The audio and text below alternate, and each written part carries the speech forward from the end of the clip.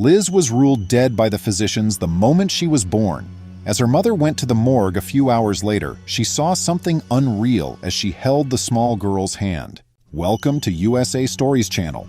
Do not forget to subscribe and activate the bell button to receive all new updates. Now let's go to the story. When Analia and Fabian found out they were expecting their fifth child, a girl, they were ecstatic.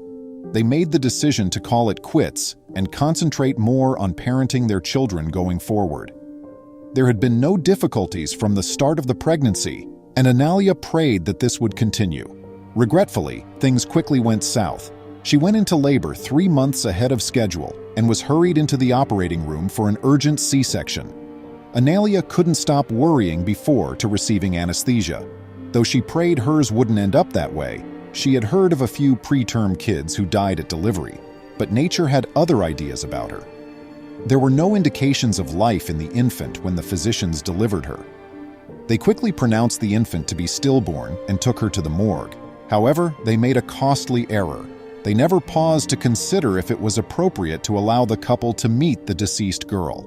They would all regret their rash decision in a few hours.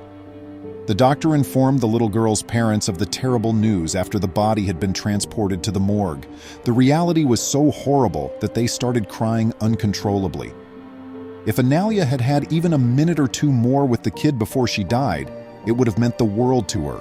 Sadly, the young girl departed without saying hello or goodbye. Her parents' greatest regret was this. It took 12 hours for any attempts to see the girl to be successful. By then, it would be time for Analia and Fabian to go to the morgue and spend their last moments with their deceased child. The pair, doing their hardest to hold back their emotions, were supported by someone as they made their way to the morgue hand in hand. Even though they had never truly met, they only intended to express their gratitude to the girl and utter some kind words. They were also going to swear to keep her in their prayers at all times. They had assumed that their reunion would be quick, straightforward, and tear-free. Analia grabbed her sister's phone before they headed to the morgue so she could snap a photo of the infant for the burial and save it as a keepsake. When they arrived, Fabian went to the coffin while Analia set up the camera. He took a deep breath and then pried off the lid to reveal something they would never have guessed was within the coffin. Analia reasoned that if it was a prank, it was too costly, and that whomever or whatever was pulling it off ought to stop. However, with a second glance, she noticed the same thing.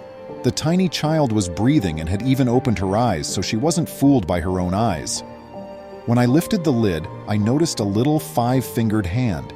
After touching it, I revealed her face. A little cry was then heard by me. I told myself I was only dreaming.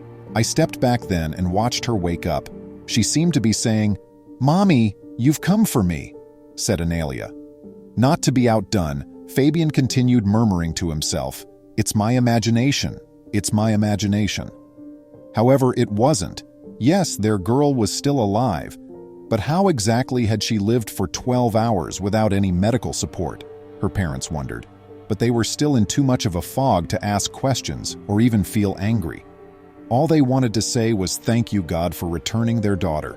They'd had to count their losses not too long ago, but now they got this daughter back, a second opportunity to love and adore. Fabian sprung into action, snatching the girl from her sobbing mother and sprinting to the hospital. He cried out for help to rescue his child at the top of his lungs as soon as he arrived at the newborn unit. The young child was freezing there in his arms, and he thought he was holding an ice bottle. Everyone had heard the news by then, and the hospital was in a state of chaos. Thus, how did this mistake even come to be? A group of medical professionals had earlier declared the girl dead. How could none of them, not even one, have noticed some life in her? Even worse, why didn't her parents approve of her hasty trip to the morgue? The doctors were unable to provide adequate answers to the numerous queries. The couple claimed that the birth procedure lacked professionalism.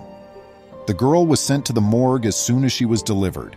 Analia received her daughter's death certificate 20 minutes later. Whether the baby was dead or alive, she ought to have been holding it in her arms, not some strange piece of paper. All the fury she'd suppressed returned suddenly. Why wasn't she allowed to spend some time with her child before being taken away? "My kid was in a casket at 11:05 after she was delivered at 10 o'clock. She froze at the morgue for 12 hours. I observed the ice covering her body," she narrated. The couple notified the proper authorities about the case. They conducted a thorough study into the hospital's operations.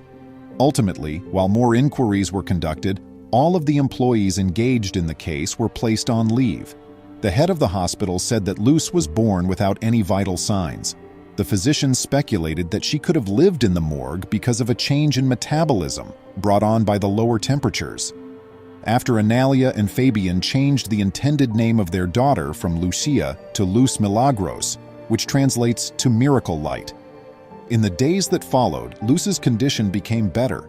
It seemed sense that her parents transported her somewhere else rather than having her treated at the hospital, where she had been mistakenly pronounced dead.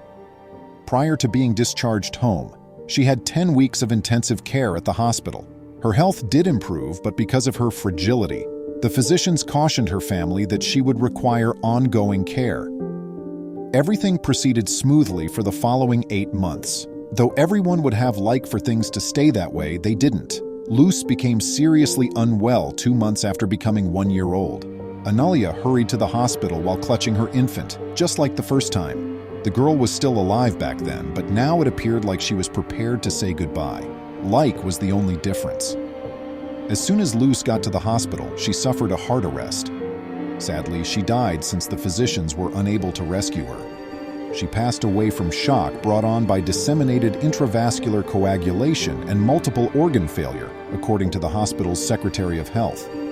She experienced developmental issues and was diagnosed with, before she passed away, microcephaly. In an attempt to gather money, Anneli and Fabian planned to take their daughter to China for stem cell therapy. Doctors, however, never approved of the trip due of Luz's precarious condition. Sadly, this choice proved to be fatal for her. It's tragic that the girl's parents lost her twice. In spite of how hard she battled, daughter parents are happy that they got to spend a year with daughter, despite the sad loss. She was a joyful girl now, a survivor who had overcome all difficulties, in their memory. If she had passed away the first time, they would not have been able to say any of this. But today, if they were given a book to write a biography on, I'm sure there wouldn't be any blank pages. Both her parents and siblings would have lovely things to say about Luz. What aspect of little Luz's tale most inspires you?